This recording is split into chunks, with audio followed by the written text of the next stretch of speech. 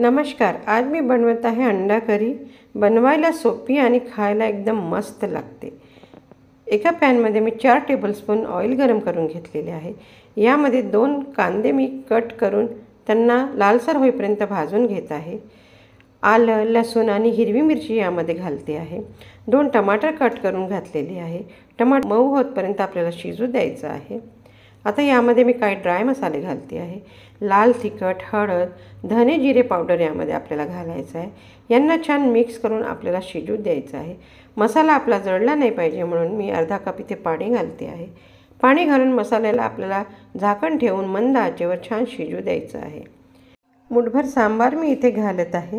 ह्या सर्वांना मिक्स करून आपल्याला लो फ्लेमवर मसाला छान शिजवून घ्यायचा आहे। मसाला आपला छान शिजलेला आहे। गॅस बंद करून आपल्याला हा मसाला थंड होऊ द्यायचा आहे। तेव्हापर्यंत मी 6 अंडी जी बॉईल करून ठेवलेली आहे त्याला आपल्याला थोडे टोचे मारून घ्यायचे आहेत।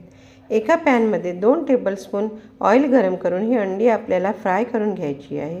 याच्यावर आपल्याला थोडंसं हळद, तिखट आणि मीठ घालायचं आहे। अंड्याला आपल्याला फ्राय करून घ्यायचं आहे।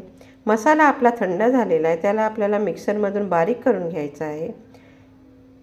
ज्या पॅनमध्ये आपण मसाला शिजवून घेतला होता त्या पॅनमध्ये पाणी घालते आहे। आपल्याला जेवढी ग्रेव्ही पाहिजे त्या प्रमाणात आपल्याला इथे पाणी घालायचे आहे।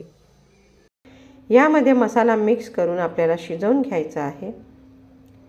ग्रेव्हीची कन्सिस्टन्सी आपण चेक करू शकतो। जर ग्रेव्ही अजून पाहिजे असेल तर यामध्ये गरम पाणी घाला। चवीपुरतं मीठ आपल्याला घालायचं आहे। 1 टेबलस्पून गरम मसाला मी इथे घालते आहे। अर्धा टीस्पून कसुरी मेथी पावडर मी घालत आहे। पावडरच्याऐवजी तुम्ही कसुरी मेथीचाही वापर करू शकता। आता फ्राय केलेली अंडी आपल्याला यामध्ये घालायची आहे आणि ह्या अंड्याला मिक्स करून आपल्याला 4 ते 5 मिनिट मंद आचेवर झाकण ठेवून ही भाजी आपल्याला शिजवून घ्यायची आहे। भाजी आपली शिजलेली आहे। यामध्ये मी 1 टेबलस्पून बटर घालते आहे।